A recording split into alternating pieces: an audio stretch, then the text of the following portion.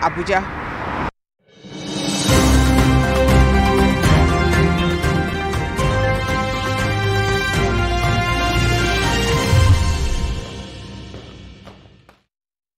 While Nigeria stands as Africa's leading energy producer, the nation has struggled to maximize its vast solid mineral wealth, hampered by low investment, illegal operations, and decades of neglect. The mining and quarrying sector contributed 6.3% to the overall GDP in the fourth quarter of 2024, higher than the contributions recorded in 2023 fourth quarter at 4.47%. And last year, government, through the Ministry of Solid Minerals Development, enforced a series of policies to improve revenue from the sector. But what really have they achieved thus far? Let's bring in Minister of Solid Mineral Development, Dele Alake, on the special midterm scorecard edition of the program. Honorable Minister, welcome to Beyond the Headlines. Thank you for having me. You recently announced that 2 lithium processing factories, one in Abuja and the other in Nasarawa, will begin operations in second quarter of this year. That's a combined $1.3 billion investment. Let's begin with where we are right now with these projects and how confident you are that these timelines will hold. Oh, thank you very much for that. These timelines will hold because about a year ago, or precisely when we resumed here, the half of 23, we crafted a 7-point agenda, of which local value addition policy was a critical or core element of the 7-point agenda. And you'd see, we have to take it in like capsules. When we resumed, I surveyed the entire landscape of the solid mineral sector. And like you rightly pointed out in your opening remarks, this sector had been neglected for decades, you know, because of the petrodollar that accrued into Nigeria's coffers and made us to shift focus away from this constructive, regenerative sector of the economy. So what we did was to make sure that, one, part of the 7-point agenda was to aggressively market this sector, both locally and internationally, raise consciousness of both local and foreign investors to the potentials embedded in this solid mineral sector of Nigeria. And that has yielded tremendous results, such that there is an upsurge in interest shown by investors both locally and you know, internationally alike. And then this local value addition policy, which is very central and critical to the overall achievement of the agenda. So I announced this local policy, local value addition policy, that rather than the transactions of investors in this industry or in this sector, which was anchored on what we, you know, called in the industry from pit to port, which means extracting our raw minerals, transmitting to the ports, and shipping out from pit to port. We said under our new local value addition policy, this must stop, so that all investors, prospective investors, must show us a critical work plan of how to process and refine our minerals in Nigeria, creating a catalyst for the multiplier effect of our local economy, increasing the revenue accruable from this sector to Nigeria, and of course, for the betterment of Nigerians as a whole. So under this local value addition policy, I had to interface with the industry players, and I emphasized to them that we will no longer approve licenses for mining without a concrete, you know, evidence of local value addition, you know, implementation plan. And this has led to those 2 factories that are set to be commissioned this year. The operators took us seriously, and I personally did the groundbreaking of those factories last year. You know, the groundbreaking ceremonies of those factories, and the factories are about at the final stage of construction, and that's why we projected that this very quarter we are going to commission those factories. And that is not limited to those factories. We also have in gold. There are some refineries that are going on as we speak. Following it sounds really good, Honorable Minister. But just even that local value. But just before you go on, Honorable Minister, yes, I just want to butt in quickly. It's not restricted. Because it sounds really good, but my viewers are also concerned about Nigeria's history of delayed projects. So perhaps you want to walk us through the accountability frameworks in place to ensure this is launched on schedule. Nigeria's history is replete with abandoned projects, delayed projects under previous administrations. This is a different administration. There's a new sheriff in town. Things are not done the usual ways anymore. I mean, look, we are not doing things the old ways. Because if you keep on doing things the old ways, nothing is going to change. So there is a total paradigm shift in the way we implement our own policies. All right. And there's timeline, time frame. Because once I do a groundbreaking ceremony, I give the operator a time frame within which these factories must come on stream. And these people are keeping to the time.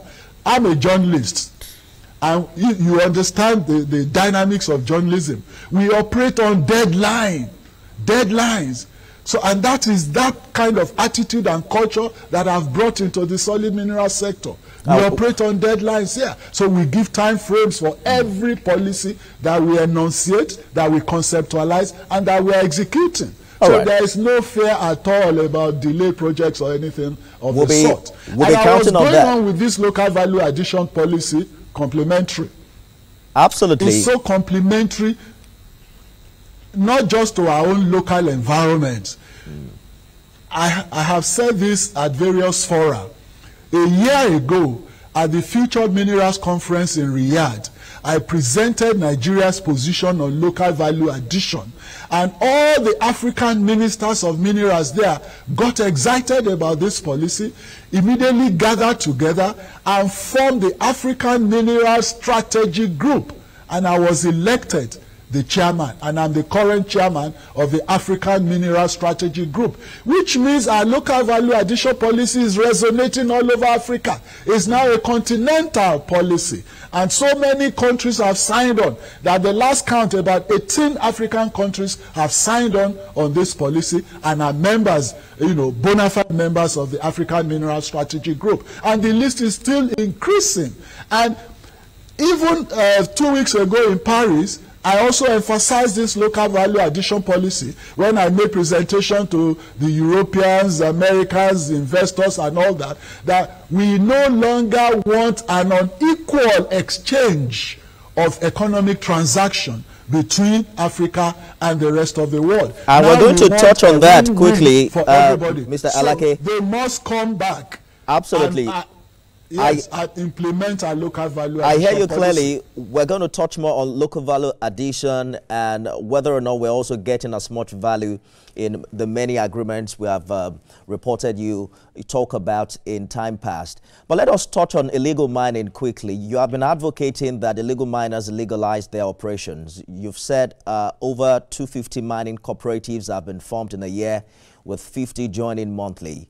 Precisely, how is this transition monitored? What is the success rate? And how many of these cooperatives are now actively mining legally and paying royalties?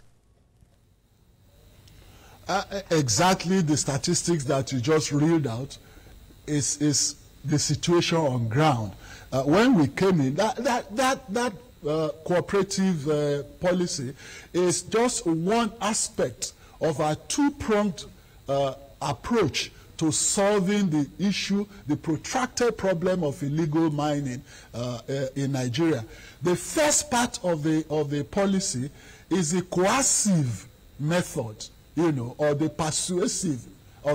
the coercive or kinetic method, which involves the security agencies, which culminated in our establishment of the mining marshals. And within 1 year of establishing that special security architecture devoted to mining, to combating illegal mining operation in Nigeria, over 300 illegal operators have been arrested, apprehended by these mining marshals, and as we speak, over 150 are undergoing prosecution, and we have secured several convictions, including both local and foreign nationals, convicted. This has never happened before the advent of this administration. And in fact, only last week, the AFCC secured conviction of 4 foreign nationals for engaging in illegal mining operation. So that's the first part of that strategy. And that first part is important. Just before you go to the second part, Mr. Alake, let me follow up on what you have said, because I'll tell you one thing your critics are saying. They are saying that this approach doesn't deter high-scale illegal mining cartels. Are you saying that this prosecution indeed is dismantling the economic and criminal networks behind large-scale illegal extraction in Nigeria?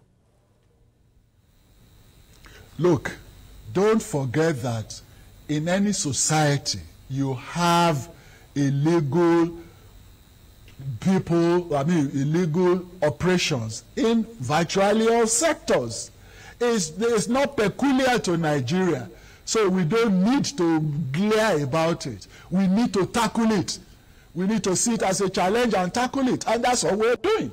It happens everywhere. In fact, all over Africa, wherever there is mining, you discover insecurity associated with mining, illegal operations associated with mining. So it's not a peculiar problem to Nigeria. Our own difference in this government is that we are taking a totally different approach to solving it, a pragmatic approach to solving it. That's why we crafted the two-pronged policies of persuasive and coercive. I have spoken about the coercive, which is the security, employing security, architecture, and all of that, which has been yielding salutary results, which I read out about all these arrests, apprehension, prosecution, and all that are by the security outfit. That's the coercive part of the policy. Now, the persuasive or the non-kinetic part of that policy is the encouragement of these people to go into, to form cooperatives. This actually involves the artisanal and the illegal operators. Now, because when you are being creative with policy formulation and implementation, then you discover that it is not just restricted to coercive methods alone. You also have to employ the persuasive. So our persuasive method is to encourage these people to form cooperatives. Right. And within a year of announcing this policy, over 250 cooperative societies have been formed in this sector. And through that, over 70,000 jobs have been created. Now, the beauty of this is these so-called hitherto illegal operators, now forming themselves into cooperatives, become formalized, they become structured, they become identifiable, and when they are formalized, they can now become eligible to source funding from financial institutions to expand their businesses. And while they are structured, formalized, identifiable, government can then begin to derive royalties from them, which hitherto was not possible.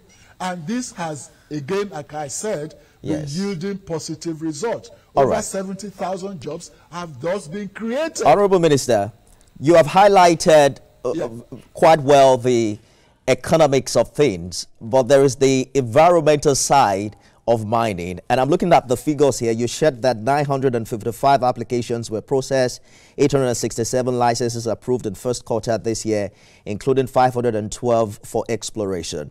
There's a widespread concern for environmental degradation and, the inadequate benefits or perhaps the implication it has for the local communities.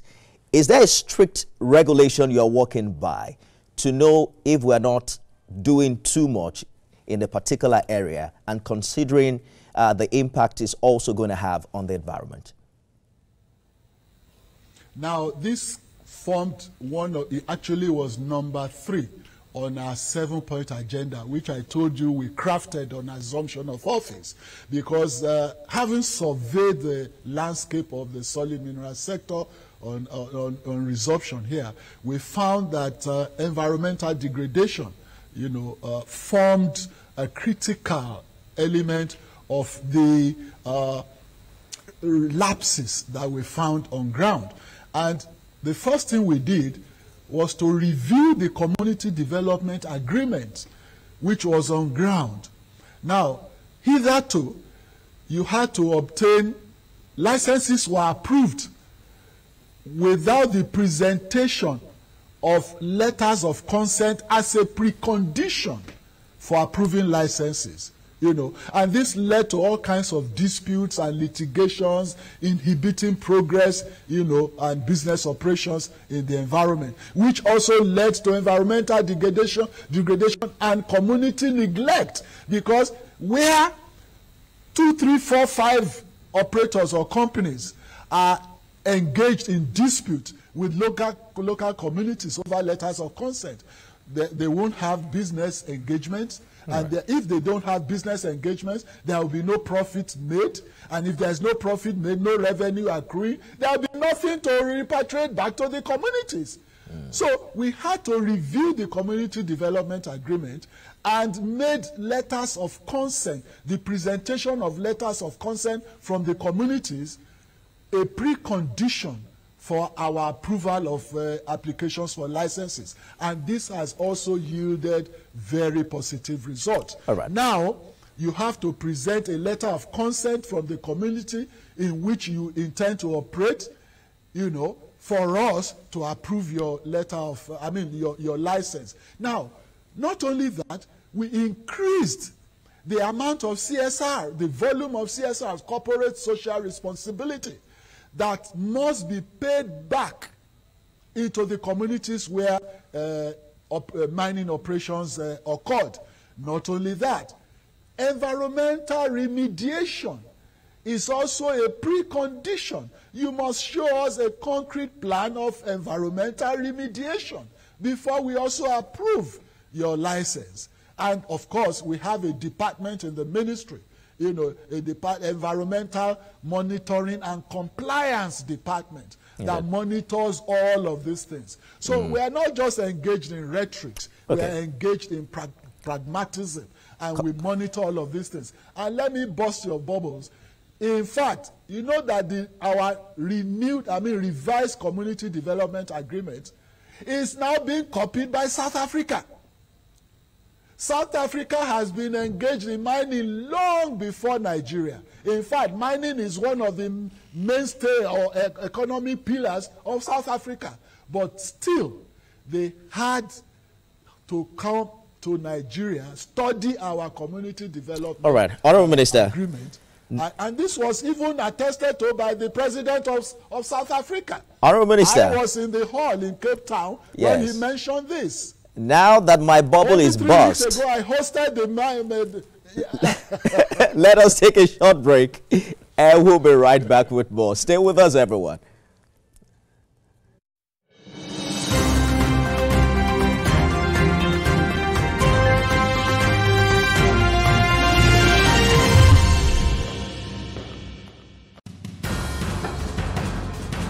Information is power, information is security, information is knowledge. Unlabeled and To stop you midway so I can get you to answer as many questions because we have a limited time. But thank you so much for staying the course on the program. You've described the Nigerian mining company as a special purpose vehicle for Nigeria to finally have a stake in its own mineral wealth. I think you talked about 25% to government, another 25% to Nigerians, and 50% to private investors. But talk to us about how this model is different from the other failed government ventures of the past. What safeguards really are in place to ensure elements like transparency, competitiveness, and professional management? That's exactly why we patterned it after the NLNG, system, not after the old NNPC structure.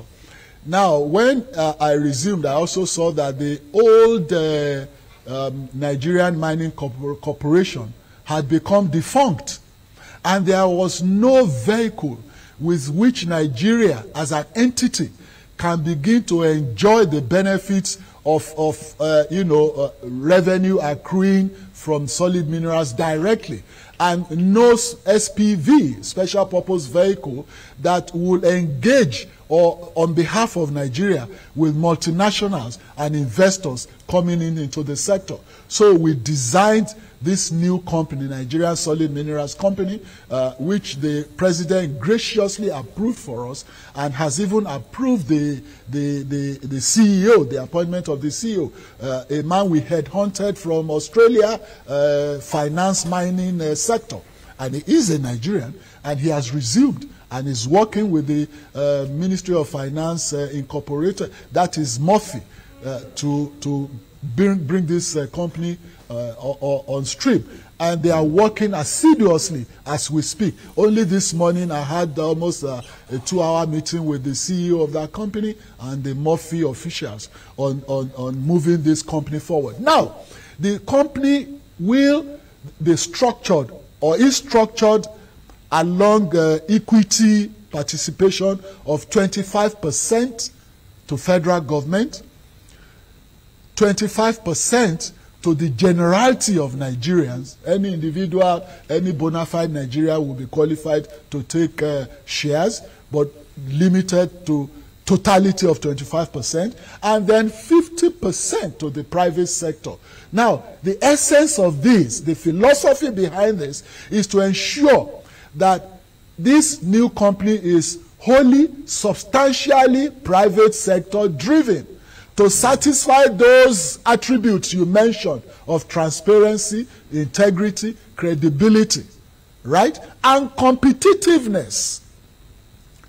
And of course, we want this to be a legacy of not just this ministry or this minister, but of this administration. Right. So that when it is substantially private sector driven, it can endure beyond the tenure of this government. It becomes an enduring legacy for generations yet unborn. And, of course, it will reduce that structure, equity structure, would significantly reduce government interference. Unlike other, say, quasi-government companies or agencies, there will be minimal or scant government interference in it, because it will be substantially private sector owned and driven. And that will ensure that it satisfies all of those attributes that you mentioned. It sounds like the public share will be floated on the Nigerian exchange. When should Nigerians, everyday Nigerian, expect to begin buying it? They will know when to start buying it, because it will be publicized. You people will publicize it. The structure is being fashioned out now. Let us walk you through the engagements we've seen you have across countries. You recently met with China's ambassador, signed MOUs with South Africa, pledging full-cycle mining all the way from extraction to local processing. But how binding are these licenses, especially when you consider the fact that we've seen some clauses, right? That ensure, what clauses really ensure that foreign partners actually pay attention to adding values to the locals, rather than exporting raw minerals as we've seen too often in the past? You see, it's not, we haven't granted licenses to anybody. We've signed MOUs, and MOUs are intentional. These are statements of intention. They are not legally binding. It's when you sign a contract that these things are legally binding. So MOU is memorandum of understanding. MOUs are not contracts. So there is no contractual obligations until contracts are signed. So there is really no fear at all. However, to come to your point of ensuring that these foreign interests abide by our local value addition policy, I said earlier on in my remarks that even locals, we are not signing licenses even for locals or for any investor that does not show us this concrete work plan of local value addition, which we are monitoring. We have a monitoring department in the ministry. And it is the efficacy and efficiency of these monitoring efforts that have yielded the results of those factories that I said are ready for commissioning this quarter.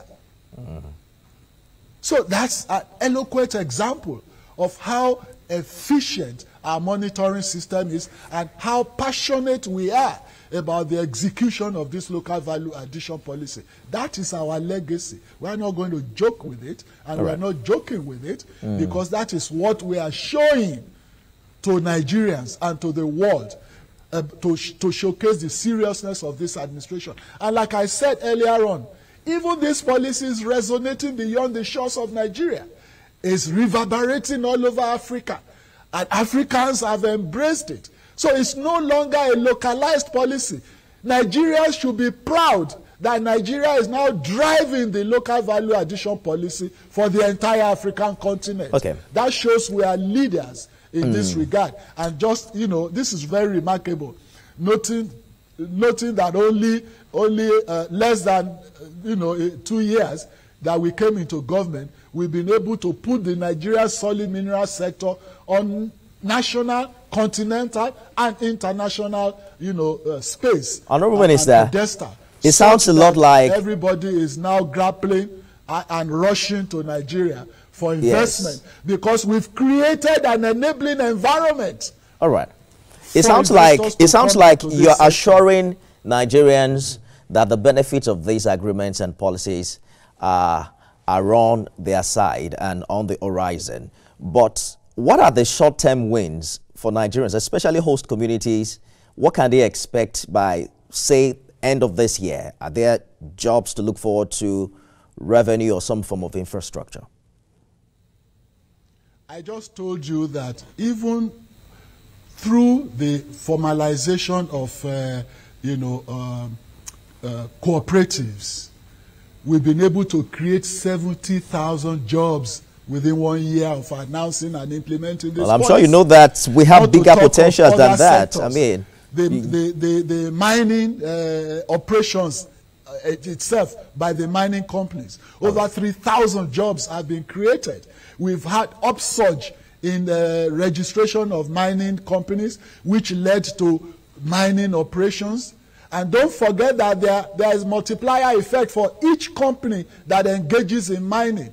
Not only employing the locals, the community people in which they operate, in artisan, labor, all kinds of, even the producers of food, or hawkers of water, of food. These are catalysts to the local economy, to the local community. Not to talk about the establishment of amenities for these local communities, like hospitals, like schools, like recreation grounds, and such other corporate social responsibility efforts that are going on as we speak. For every company with license and is engaged in mining operations, there is bound to be community benefit. Right. And we have a whole department for this in the ministry that monitors this very assiduously, very seriously. And so even the communities, the traditional rulers, have been coming in droves into this office to thank us for this renewed community development agreement that we are implementing, that is benefiting them in the local communities. The expectation, our youths are being, employed. The expectation, Minister, is high. I think you once said Nigeria had been a consumer economy for too long, even importing toothpaste. So with everything you've outlined today, from cooperatives to corporations, policies to partnerships. Nigerians are hoping that we are really on the path to becoming a mining industrial nation, take up more percentage of our GDP, and we're not just laying another set of hopeful foundations, especially now that we're counting down to midterm for this administration. But before we go, because we're running out of time, and I know that Mr. Alake can speak for 2 hours, so I want to get in more. In 2023, you served as the Director of Strategic Communications for the Tinubu presidential campaign. And we saw you on TV selling a vision of renewed hope and economic turnaround. We're counting down to 2 years now. As we approach the midterm mark, many Nigerians are still grappling with rising costs of living and insecurity. Do you believe this administration has really lived up to the expectations you helped shape? And what would you say to Nigerians who feel disappointed today? My dear brother, Nigerians have never, and I say this with all emphasis at my disposal, and I stand to be controverted by anybody, and I'm ready and willing to present myself for a public debate with anybody. Nigerians have never had an administration like this, headed by a president, a man who has vision, who has knowledge, who has courage. These three critical attributes of leadership, we have never seen it combined in any previous leader of Nigeria, except Bola Ahmed Tinubu. Now, if I tell you there is no making of an omelette without breaking the eggs. Today, from economic dimension to political dimension to social angle, this government has touched every area. Infrastructurally, there is no government in the history of Nigeria that has embarked on very bold infrastructural development, cutting across all strata of society.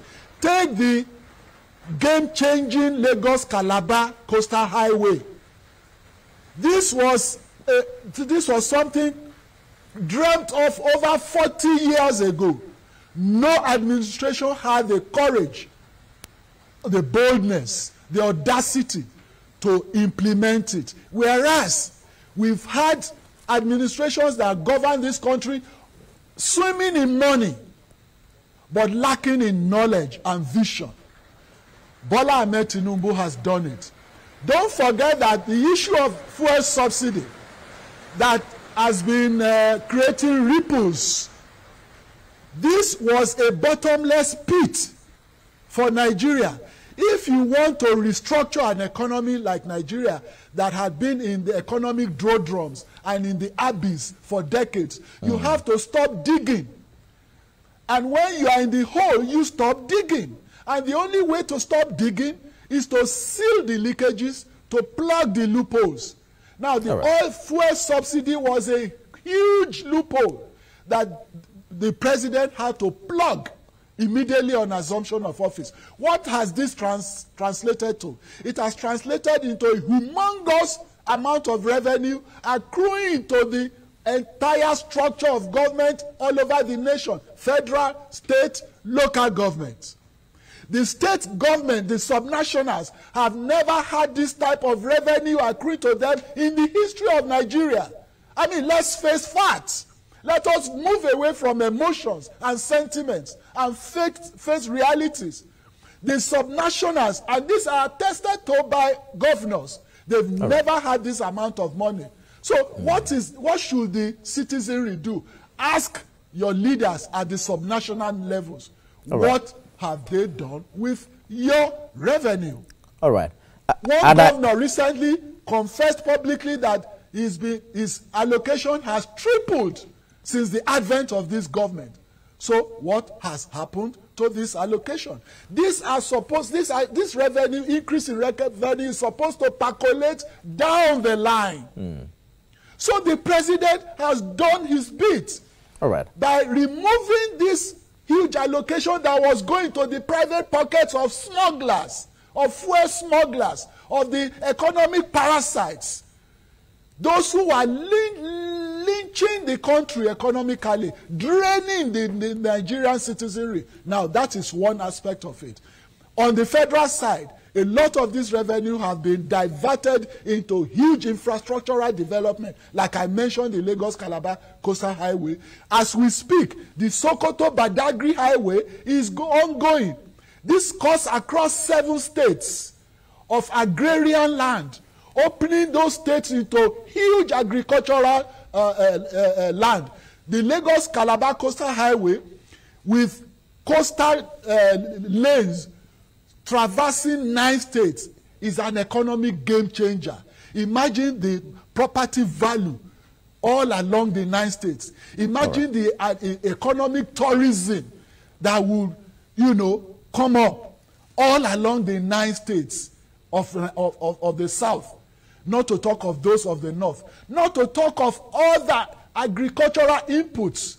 Not to talk of all the technological innovations and developments in the communication sector, in the ICT sector, the financial wizardry of this Mr. President. Mr. Alake. Coming to those who you say are disappointed. Just a second. Those you say who are disappointed. Nobody, there is no society in the world that satisfies 100% of its citizenry. It's not possible. It's impracticable. And it behoves on you, the purveyors of information, to enlighten the citizenry. I mean, this is an economic warfare that the administration is pursuing to restructure the economy, lay a solid foundation, and let it germinate. So that when it germinates, there is no public policy that does not have a gestation period. Mr. Alake, just allow me to butt in. Begin to manifest. Because you have talked about gestation period, you have mentioned that, I believe you're saying that reforms take time. But I want you to speak specifically, because for many Nigerians, Mr. Alake, for many Nigerians, especially those in the informal sector, the question really isn't about patience, right? It's about survival. With inflation eating away at income and job creation still not meeting the scale of unemployment, I'm wondering how you respond to critics who say this government underestimated the immediate human cost of its economic policies, and that perhaps communication strategies in 2023 were more aspirational than realistic. No, you see, there is no underestimation of the implications of the economic policy. There is nowhere in the world that economic policies don't have implications. And I did say in my opening remark on this question that you can never make an omelette without breaking the eggs. So there's no implication of, do you want to reduce the implication of breaking the eggs? There's no way. The only thing that you can do is to put in palliatives along the line to cushion the effects of the economic policies. But to say the economic policies will not have casualties, then you must, that is delusional. That is not realistic. That's not pragmatic. We must be pragmatic in our approach to issues. Now, there is nowhere in the world today, my dear brother, there is no country in the world today that is swimming in economic, what do I call it? Economic El Dorado. Is it the United States of America? Is it Britain? Is it Germany? Mention those so-called developed societies of the world that is not going through the economic throes or paroxysms of restructuring today. If you go to London today, the cost of an egg, a crate of egg, when you convert it to naira, you will run away. In fact, you will thank your stars that you are in Nigeria. Not to talk of fuel, not to talk of tomatoes. Go to Tesco in London. Go and price one tomato. Convert the price to naira. You will thank your stars that you are in Nigeria at this very moment. Now, coming to the brass tacks. If we are serious about restructuring this economy, we must have the resilience, the patience, the consistency to go through the throes. And when we go through the throes, definitely the results will become very salutary. It will become very complimentary. It's like Nigerians want to start climbing a tree from the leaves. It's not possible. It's not practicable. We should be able to face the facts and tell our people the truth and not help to propagate delusions and illusions. It is not practicable. We must start to climb the tree from the stem and then climb up. Now, for a country that had never been really restructured economically, for a bold leader to come and restructure it means that we must go through certain pains. And there's a saying, no pain, no gain. We are going through the pains temporarily. Temporarily, the gains are beginning to show. Number one, I told you that there is an increase, humongous increase in revenue accruing to the subnationals. That's a gain.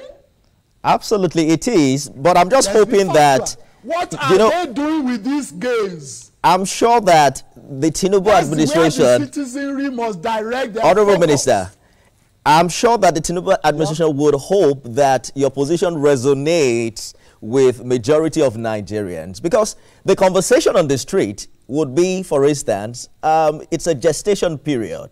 We have broken the egg to make an omelette, but they are saying they haven't seen the body language on the part of leadership.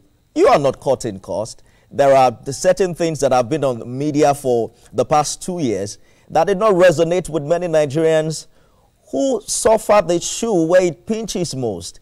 You don't agree with them that they probably need some leadership in that regard so that they can tell that we're all in this together? Name one such example.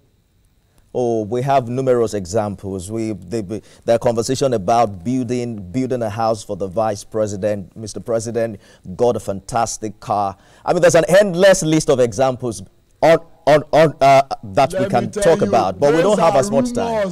Those are rumors. It is an onerous responsibility of media practitioners to investigate. I am one myself.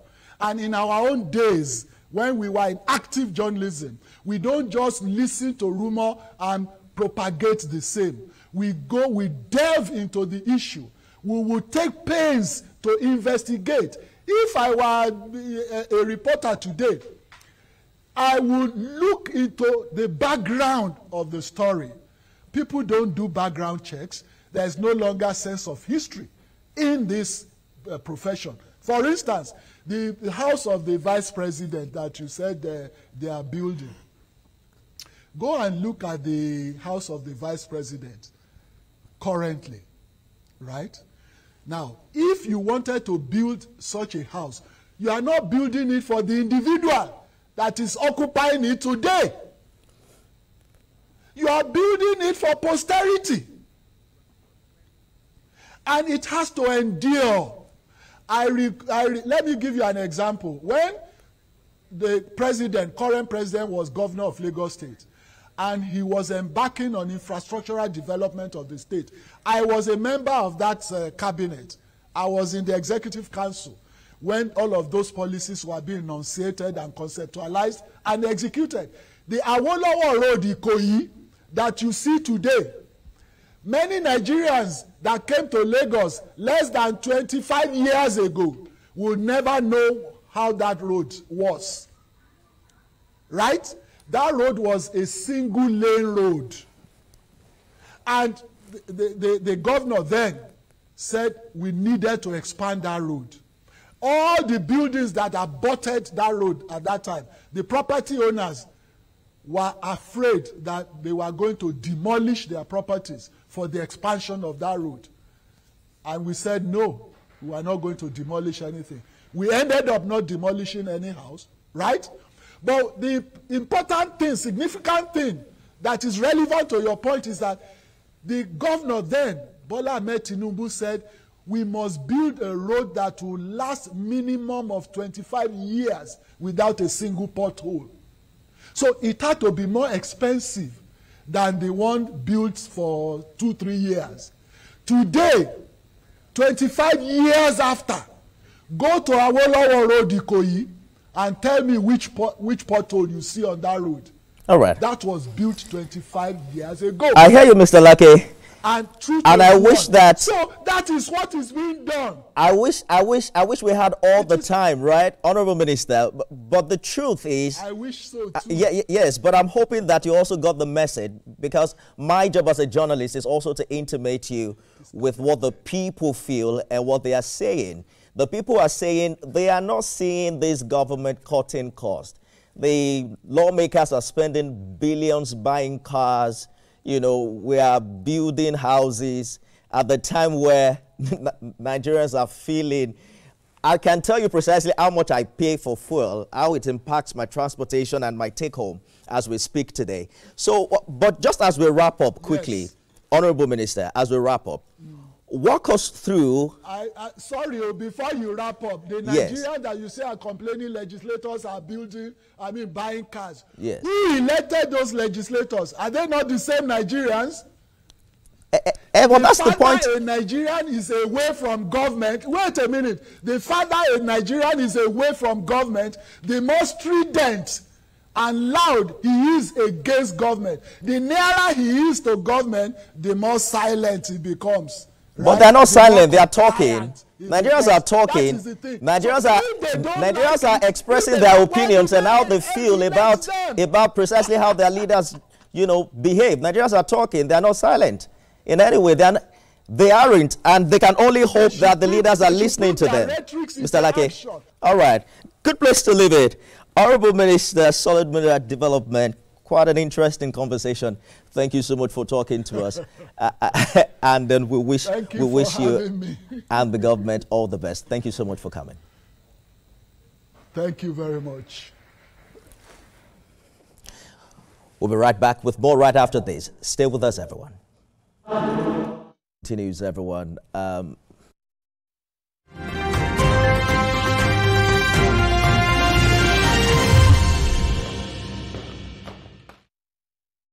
The following is a paid presentation by ShopX TV. Tired of spending endless hours in the kitchen? Struggling with bulky appliances?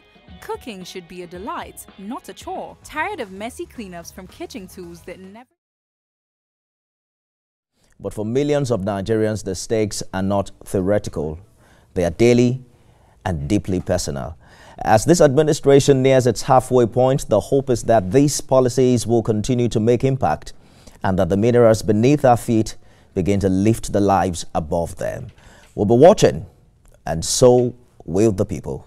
The Nasarawa State Governor is on the lineup for tomorrow as we go beyond the headlines with developments in the North Central State in the past 6 years.